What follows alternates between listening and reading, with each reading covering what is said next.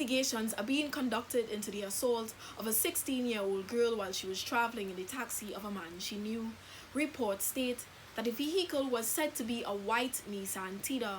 Police are still searching for the suspect at this time. This is Danica Thomas reporting live. There are two sides to this story.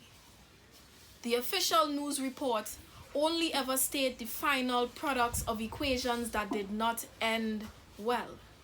Never giving history, never caring about the events leading up to a victim's demise, never doing follow-ups. I sit in my living room listening to headlines with my stomach churning like the engines of steamboats in the 1700s. I am too familiar with Santa Marias sailing from large continents in search of new worlds the way Nissan Tiidas are said to be magnets for young girls, as I discover the real definition of the term wet man. The one lost beneath joke and cackle, how they leave their lands all. Christopher Columbus, curious to conquer Caribbean seas, always crossing vulnerable Caribbean seas in search of islands, swaying in sun and innocence where no amount of warmth will be enough to quench their cold intentions. How they bring their machines, how they bring their guns to combat, arrows and spears and blank stares. Indigenous must translate to consent where they came from, the way they settle without ever asking permission. I know those wet men with their superior tongues.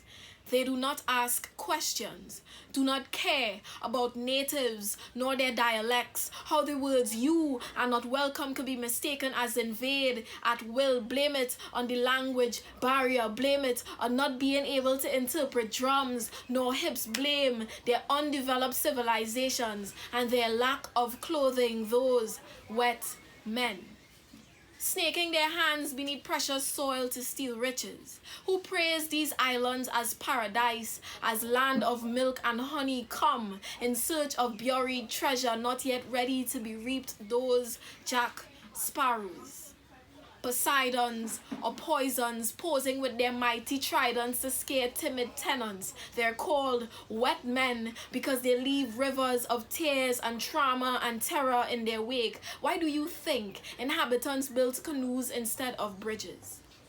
Too afraid of what it feels like to drown in their own home. She was only 16, trying to make her way to school that morning, oblivious that her unexplored land was sending signals she did not give captain, that her pleated skirts sat like coconut trees on a tropical coastline. He thought he could quench his thirst. He docked his ship on her shores. She did not yet have harbor. There was no inquisition or inquiry. He was determined to make her colonized, washed himself in her untouched white sand beaches. The news report failed to mention any of this, failed to call him bully, failed to mention his past, how he had devastated so many lands before, how this was not his first voyage, how his sons will follow up in his footsteps.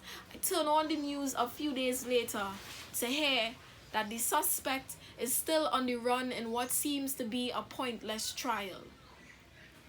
That one thing is certain, that the girl will never be the same, that no amount of counseling will be enough to change what it did to her.